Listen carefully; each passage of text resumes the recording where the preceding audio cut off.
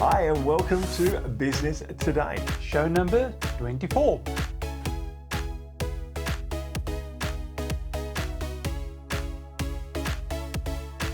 Last week, John Hughes talked about self-confidence. Andrew Ford, staff happiness. Helia Singh was take a chance. Annemaria was self-regulation part 2. And Colleen took us into the hills.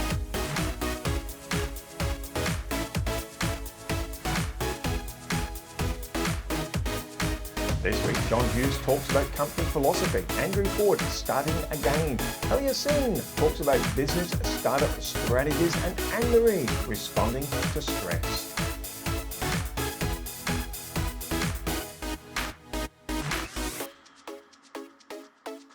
Well, welcome back to Business Today, Gerard. It has got some great guests, some great insights. It's all about strategies. You need to know about different strategies out there that you can implement in your business. And most of the strategies that we discuss here will not cost you any money to implement. Now, you've been sharing your scissor strategy, but I think you've got another one this week you want to share. Yeah, we talked about scissor to change, improve, create, remove. But I think it's also important when you start thinking of growing your business, taking it to the next level. I always say it's like baking a cake. You've got all these ingredients that you have to make a cake this size. Yeah. But if you want to make a cake this size, okay, you need different ingredients. So you can't use the same recipe. So if you're thinking of going from $200,000 a year to $400,000 or even $300,000, you can't use the same recipe. You have to press the reset button. And this is why this is so important, that you can listen to these strategies and say, this is why I can make that change. Absolutely. And one thing along that, Gerard, you're saying, you know, when we're baking cakes, I think people, when they set up a business, don't look at what they want to be famous. They don't look at the end result. What is it in it for them? We always talk about the customer. But if you jump on I'll put the link underneath for our business club, absolutely free, doesn't take your email, but we have a when is enough enough. Doesn't mean you're going to quit, it just means that, hey, what is my end result I want? I think it's a great little exercise to do. And I think when you look at that and then you say, well, this is what I want to be remembered for, gives you a great company philosophy then to be able to bake that bigger cake. But that philosophy is so important to have, because when you know the number that you want to get to, you think twice before you spend the money. Or maybe, you know, I've got some spare cash. Will I buy this jet ski? No. I'm not going to get to my number. So knowing your number is so important. Absolutely. Knowing your end result and what you'll be famous for. Look, we've got our very first guest is Mr. John Hughes, and he's talking exactly this, his company philosophy and how he got there. John, when people are in business, there always seems to be a turning point. And if someone walks into anywhere around your car yards, you have your company philosophy everywhere and your whole team lives by it.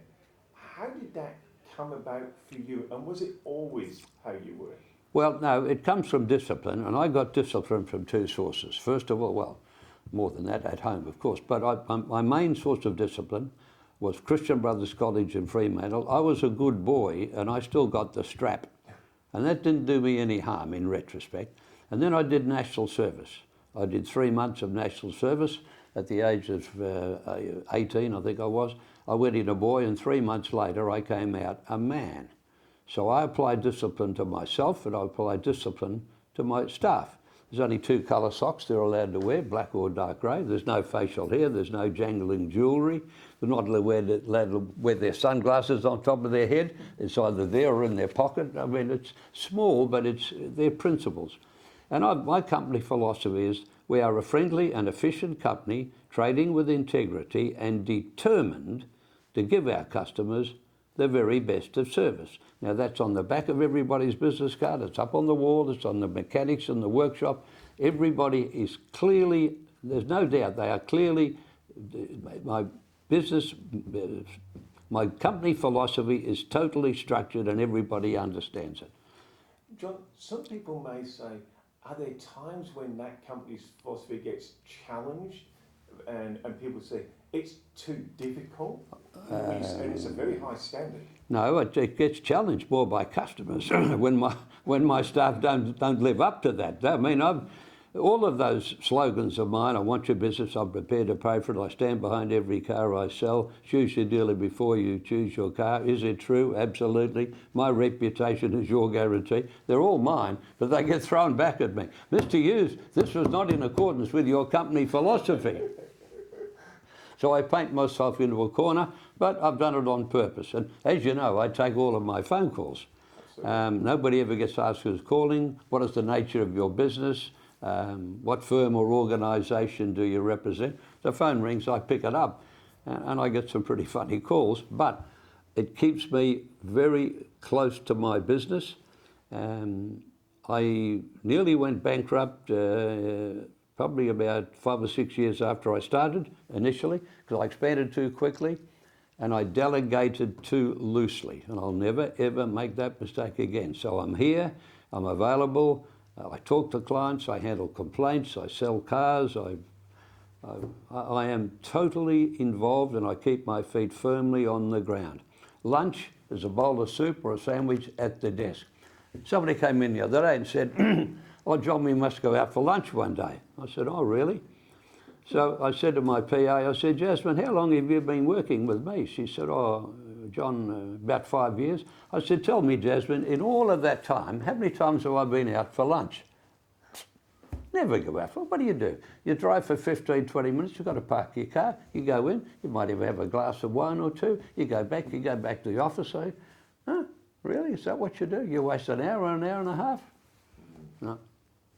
Just be there. Best advice I could give anyone running a business is simply be there and be available. Well, John Hughes, I tell you what, sitting down with him, 50 years in business. I'm saying 35, but that's our next guest. That's Andrew Board. Both long-term business people. But, you know, what he actually wanted to be known for, and had customers writing in, you know, that he was, you know, an ethical company and great customer service.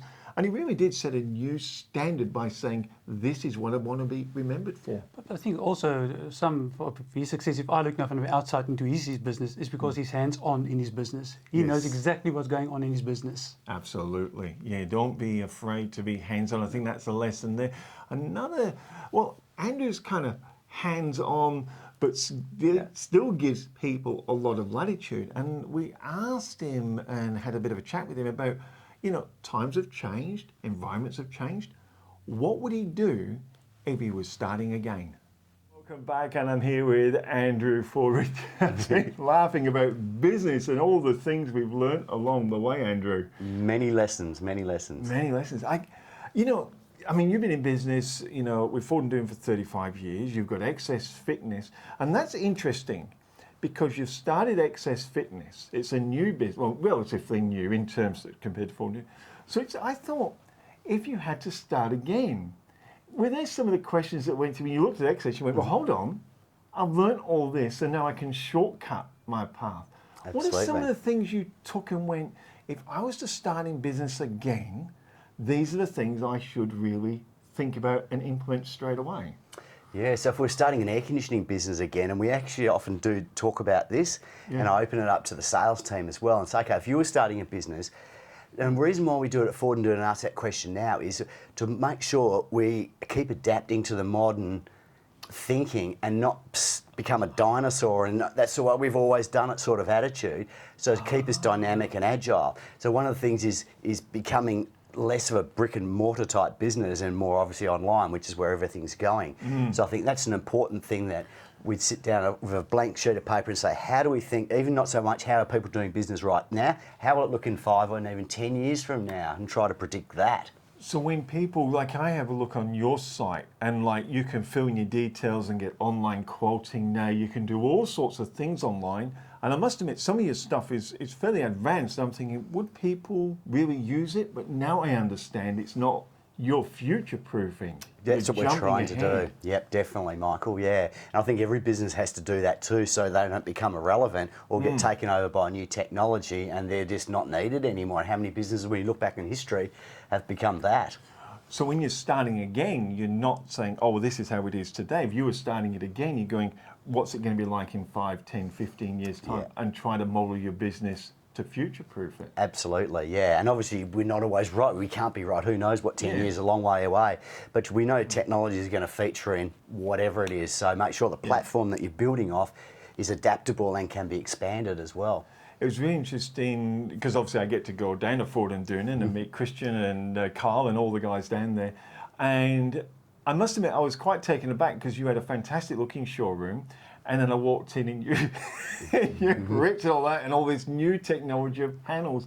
Yeah. And I'm thinking, did it ever cross your mind that it might be intimidating to some of your older customers? How do you get past some of this as you're growing? Try not to leave people behind. I guess that's inevitable. I think that you are going to leave some, and just make sure with those old customers who do ring, and Almo dealt with them 25 years ago, make sure you still take their call and make them feel important, and don't just put them back through the system. I'll put you through to someone else, and just mollycoddle them a little bit more than what you would at most other customers, and respecting their loyalty. I like it saying, and I think that's important if you're starting a business, to remember your older customers, because I remember sitting down with yourself and Carl, and I remember Carl laughing because he remembers doing quotes and stay for dinner. Yeah. You know, and I know people these days may not think that happens, but that happens when the customer thinks you've got their best interests at heart and they go, these people actually care about me. And as a famous saying, what one of the sales trainers said, people don't care what you know until they know how much you care. And that's exactly what your point you were making then, Michael. So and that's a true story, isn't it? Yeah. He stayed for dinner. Absolutely a true story, yeah. So I think that's a good example that he's built good rapport quickly if he got the invite for dinner. I know. I think you were off playing squash. Yeah, I just play squash, so I sent him, I'd made the appointment, then said, you go. 5 minutes, it would only be there.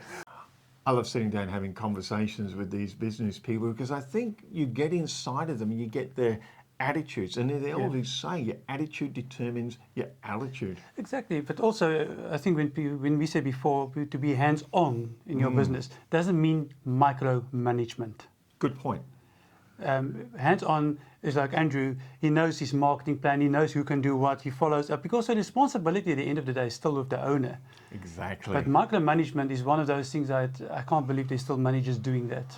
Well, I guess it's everyone's different style, and I guess that's a really good segue to this week's 60-second success question. We call it the 1 Minute Millionaire question, but 60 seconds to answer your question. What did you ask them this week? So we asked them to describe their management style. I'd say my management style is pretty laid back, actually. I'm a pretty relaxed sort of person. Most people would say I'm pretty easygoing. I've got a long fuse. I can take a lot of stuff before it rattles my cage, but I guess for a lot of people, a long fuse, just when you get to the end of it, don't necessarily be around. I'm very trusting until proven otherwise. Again, but once the trust is breached, it hurts me a lot, and I am not in a good space with that person after that. But overall, I'm very laid back, and I believe in empowering people and let them do what they know what to do. What is your management style, and why does this work for you? I think my management style is mostly that of coaching, because the focus in that approach is on the individual. And for me, I focus on professional development and personal development as well. Because as soon as an individual feel that they matter, in other words, they don't only get invited to the dance floor, they also get invited to the dance. As soon as they feel that they matter, and as soon as they feel that they belong, they're in the best space that they can possibly be. And of course, this will be to the benefit of the business as well. My management style was, I actually learned it through trial and errors. So it was just true that, okay, first of all, I need to manage myself. That's the part that I think, because as a leader or as a manager, we need to manage ourselves. If we cannot manage ourselves and what we do in a day, whether it is in our business or our life, how can we manage the business and other things? Well, talk about attitude determines altitude. It always amazes me how similar these successful business owners think. All of them have the same recipe. They do. Yeah. Success leaves clues. Exactly. Yeah, and I think that's one of the things. Just people say, well, why do you put these on, people to talk to successful business people like these? Because if we just started quoting Richard Branson, Bill Gates, these guys are billionaires. They're they've shifted to another level, and you have to go through the growth to get there, don't you? You can't just leap to be a billionaire. Unless you win a lotto. Yeah, or you invent Facebook. But even he still had to go through the journey.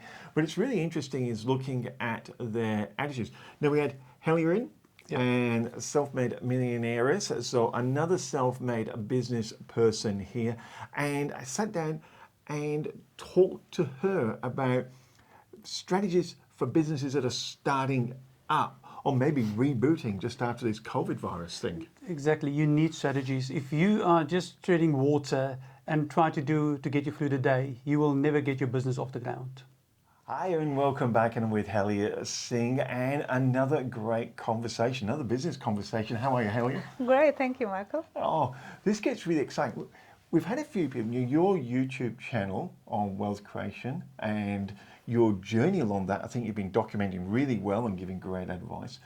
A few people, as they say, well, times have changed and it's not the same as when you started. And I thought, well, if you were to start again today, what are some of the learnings you've taken that you say, this is what I'd implement to start off with? Great question. I definitely suggest everyone, or I would do it same, that to have a SWOT analysis on yourself as a business owner. And SWOT analysis means that you know what is your strength, okay, and what is your weakness. Because of course, obviously, we don't want to talk about our weaknesses at first because we think, well, I'm good. I don't want to be negative. I'm positive or pumped up. But reality is different to what we think. So that's why we need to know what's our strength, what's our weaknesses, what are the opportunities in that business, and what are the threats into that business, to be realistic and know and measure the water before you jump in. And once you know it, that's great. Then you can do it. It's funny you're saying that, and people that know me know, I think impatience is one of my strengths. It's like, and I just like a bullet again. Yeah. But it is a weakness. Well, it could be, yes. Because I'm just, my accuracy lacks, so I actually need back. Yes. Kathy does all my accurate stuff. But honestly, I just can't help it. I just need to go. Yeah. Yeah. But you're leaving a trail behind unless you, and I like that idea, a SWOT analysis on yourself. I never even looked at it that way. Yeah, that's right. And of course, in there, then find out things that you are not good at it, delegate. Learn that in the beginning first. Delegate the work to others who knows that, or if it's something is your weakness. Like for me, IT is definitely my weakness. I'm not good at IT, and I tried it, and actually that made me feel more bad about myself, my abilities, and I thought, well, that's my disability now. So, but I accepted it. Well, I'm not good at it. I'm not going to waste my time. That's not critical part of what I do as a coach, as a wealth coach. So then I'll give it to someone else to do it. That's an interesting thing you said there, that you looked at it and you said, well, is this a critical part? So some people, I think, get their weaknesses and they go, oh, I can't do it because. And what you said, no. Is this a critical part? So that's a really good question to ask yourself about your weakness. Is this a critical part of actually what you really do? And if it isn't... Of course, yes. Because of course, if let's say my weakness didn't understood, let's say, superannuation, so definitely I would have been in trouble because as a wealth coach, you're supposed to know. And I remember I had a very good advice 25 years ago when I came into this industry. And through that session, somebody told me that, look, you need to be 99% a good salesperson and 1% have the knowledge. And I was just thinking, how could it be 1% knowledge? And I said, no, don't get me wrong, but you need to know 100% of that 1%. Yeah, that was a great conversation with Helia there on really good strategies for businesses starting up or rebooting, or what do they call it these days, repivoting, and all sorts of phraseology. But if you're looking at just reinventing your business, starting up a business, I think she really does share some really great information, as I get a bit tongue-tied there. But I think it's important with the strategies is that even if you have a business that's going well, is to keep on going back to your strategy and see if it's still working, and will it work next year even next month, we see how quickly things can change. And are you ready if there's changes? I think that's really a good point, because if you have a look at startup strategies, but then you wind back into your business now and say, oh, maybe there was things you were doing when you first began that you stopped doing, and these good little reminders go, well, hold on, why did I stop doing that? That was really good. And you can go back, revisit it, and see if you can re-implement it, give you that next boost to the level you want to go to.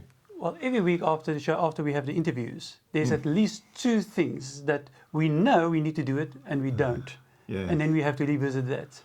Well, there is only one moving part in a successful business, and that's implementation. And we always say the people who implement the best are the ones with support. That's why we've got our business club, and that's why we do these shows, to support people. So put your comments, put your questions down below. But it can be stressful, Gerard. Any business, when you start up, not even startup, any business is stressful. There's not only about strategy, marketing, but you work with staff. You work with an economy that you don't have any control over. So there's always stresses, and I think it's important to acknowledge that stress, but how do we manage that stress? And so there's our segue to Annemaria in South Africa. Managing stress. In order to function optimally, we have to be able to manage our response to stress. Now, according to the Neuro Leadership Institute, there are 3 levels of stress. And Marcia Smythe explains these 3 levels of stress through an actual experience that she had. Her husband and herself was on vacation in Vietnam. And they watched TV and they saw that there was a typhoon in Asia. So it was in their broader environment. They were more alert, but they were still calm. And they could still continue with their normal agenda. They could still make good decisions, not too fazed by it, but aware of it.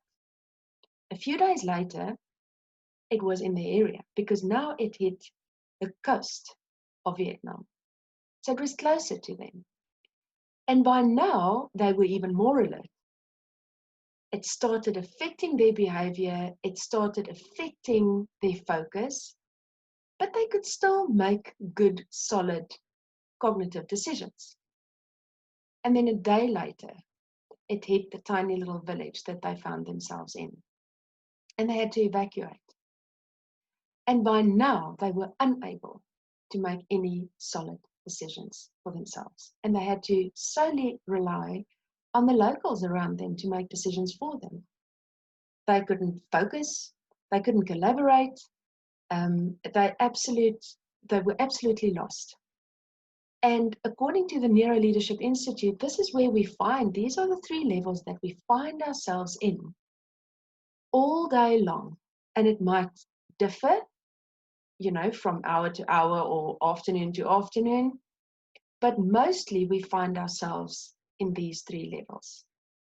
But it is clear that should we find ourselves in level 1, that we are aware of the pressure and the stress, but we are still able to function, that's optimal. It's as soon as we move into level 2 and level 3 of stress, that it starts impacting our performance. It starts impacting our focus and our results.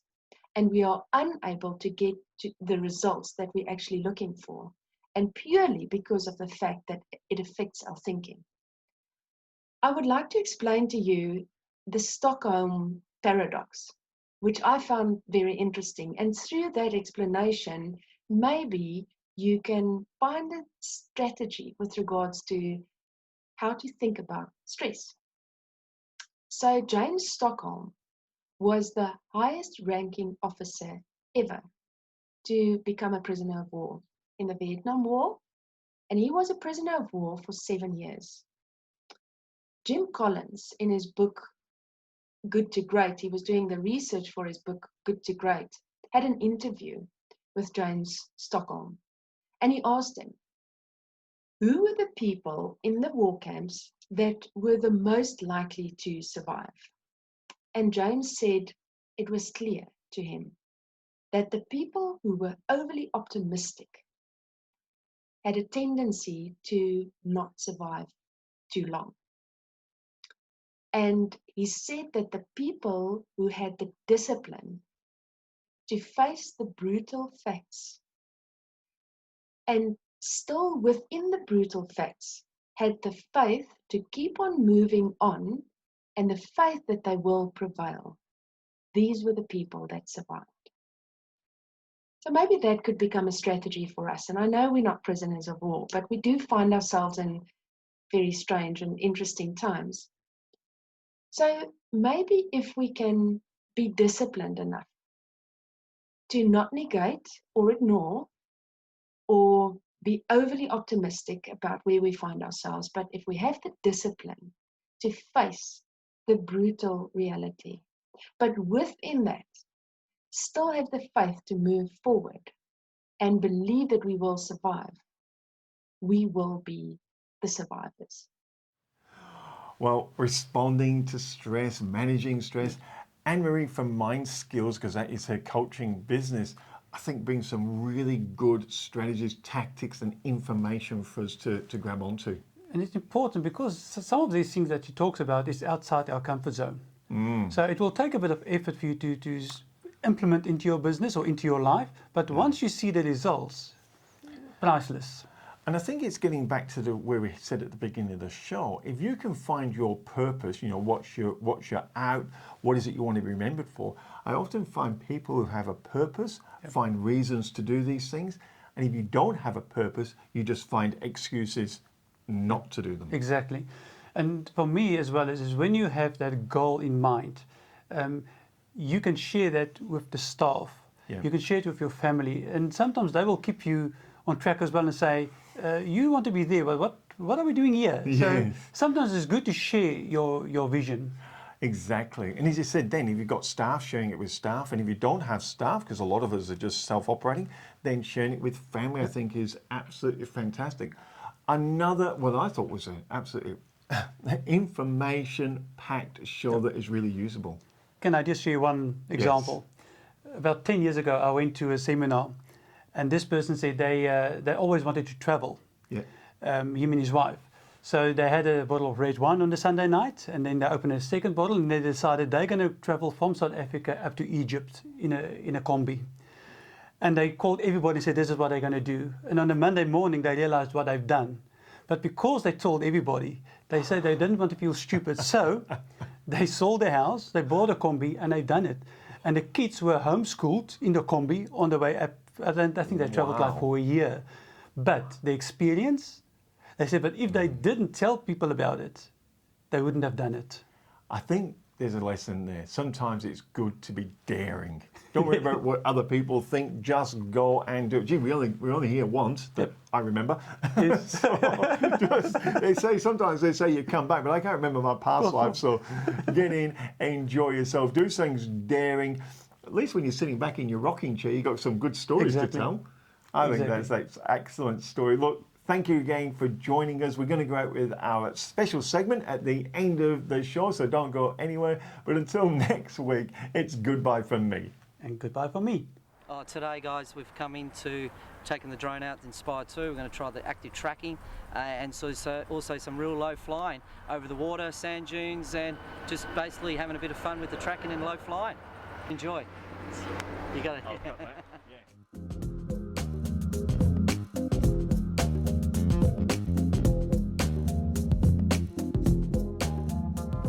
Yeah, g'day guys. Well, we just realised putting the screen on because it's nice and sunny. We're at about 34 degrees today in Australia. It's nice. So I've brought out the sun shield here to try take the bit of glare off it. I haven't got into the crystal skies monitors yet. They're just a bit too hefty at the moment. So basically we just slide these on.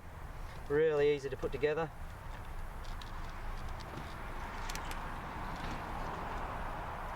Most days.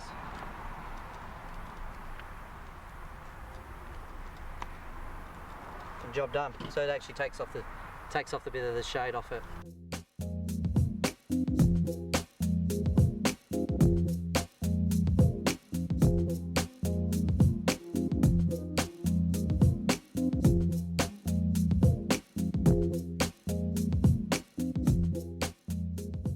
G'day guys, well I brought both drones today. didn't know what the weather's going to be like or the conditions, what we've done. So I use also a GoPro Karma, great little unit. But today with the weather and what we can do with the active tracking, we're going for the Inspire 2.